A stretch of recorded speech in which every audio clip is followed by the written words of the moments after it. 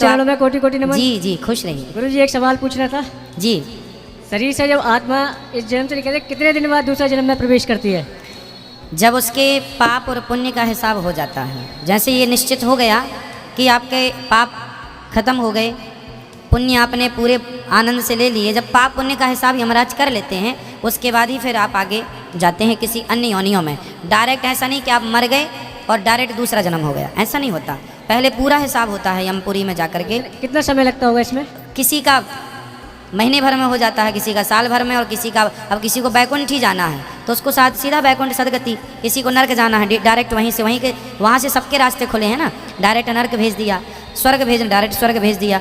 आपके पाप पुण्य कम है, जरा से कम है तो वेटिंग रूम में पितृलोक में डाल दिया। पितृलोक मीन्स आपके बच्चे जब कोई पुण्य करेंगे वो पुण्य प्लस होगा, तब फिर आगे का कार्यवाही होगी कि अब उस पुण्य के बल पर आपको स्वर्ग मिलेगा कि बैकुंठ मिलेगा कि नरक मिलेगा। उसके बाद जब हिसाब हो गया, अब देख लिया कि आपने नरक से सारे पाप भोग लिए, थोड़े से पाप छोड़ के फिर मानव का तन भगवान की कृपा से दे दिया जाता है, जाओ अब मनुष्य बनो, अब गलती ना करना ताकि सीधा मोक्ष हो जाए। ये मेरी पत्नी आई है, आपकी बड़े प्रश्नोत्तरी भागवत रेगुलर सुनते हैं, मैं तो पूरे सुन नहीं पाता हूँ। राधे राधे गुरुजी। जी। जय श्रीमन नारायण। गुरुजी मेरा एक क्वेश्चन है कि जब मैं जाप करने बैठती हूँ, शुरू में तो मन नहीं लगता था, लेकिन अब मेरा मन तो काफ़ी लगता है, पर कभी कभार ना मेरी आंख लग जाती है। 2 मिनट के लिए गुरुजी ऐसा लगता है जैसे मैं कहीं चली गई। हाँ ठीक है, तो भगवान का चिंतन करते ध्यान लौट के तो मैं वहीं आ जाती हूँ, फिर ऐसा क्यों होता है गुरुजी मेरे कोई साथ? बात नहीं, ये तो आंख तब लगती है ना जब शांति मिलती है, तो अच्छा। भगवान के चिंतन में शांति है इसलिए। अच्छा गुरुजी, और दूसरा क्वेश्चन ये है गुरुजी, आत्मा और परमात्मा में अंतर क्या है? आत्मा है जैसे समुद्र है, हाँ जी। और समुद्र की एक बूंद है, हाँ जी।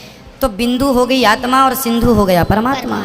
अब एक सवाल मेरा आपसे, हाँ जी। इतना वेट क्यों है आपका, वजन? गुरुजी थायराइड है मुझको। तो डॉक्टर क्या कह रहे हैं? डॉक्टर ने दवा खाती हूँ, उन्होंने ये बोला कि अपने आप ही कम होगा और आप तो एक्सरसाइज आप अपने कम करने के लिए क्या कर रहे हैं? राउंड लगा के आती हूँ गुरुजी पार्क में। राउंड लगाने से नहीं नहीं होगा। होगा। फिर रात्रि को कितने बजे खाते हैं?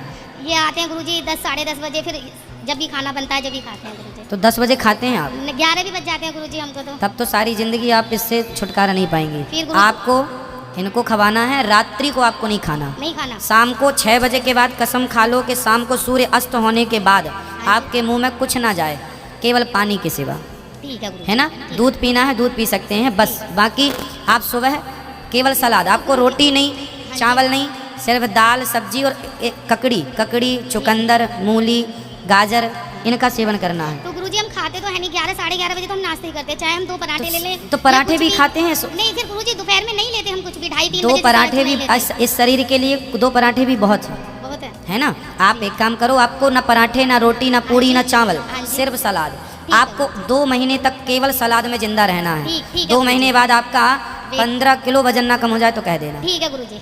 कि क्या खाएंगे। सलाद। धीरे धीरे करेंगे तो बिल्कुल फिट हो जाएंगे आप। हाँ जी गुरुजी। क्या खाएंगे? सलाद खाएंगे। सिर्फ सलाद। सिर्फ सलाद। सिर्फ सलाद और हाँ जी। दाल। ठीक है गुरुजी। दाल और सब्जियां हरी, जैसे हाँ अभी जी। हरी सब्जियां आ रही हाँ जी, हैं, हाँ हरी जी। सब्जियां, ना रोटी ना चावल ठीक है, चावल तो वैसे भी मना है मेरे गुरुजी। ना पराठा। अच्छा पराठा भी नहीं। ठीक है गुरुजी। राधे राधे गुरुजी। खुश रहिए।